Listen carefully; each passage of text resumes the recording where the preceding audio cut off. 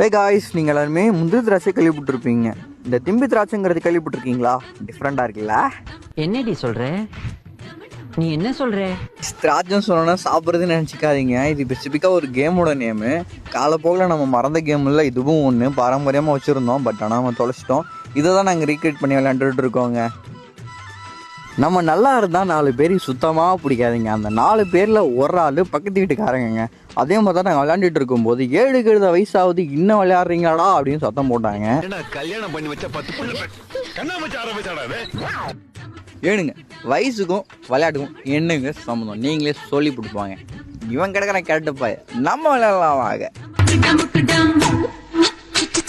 குருவி கந்த வானத்துல பட்டிருக்க விரிக்கு சொல்லி தரணும். நாங்கள் இது மட்டும் விளையாடலைங்க, இன்னும் நிறைய விளையாட்டு விளையாண்டுட்டு இருந்தோங்க.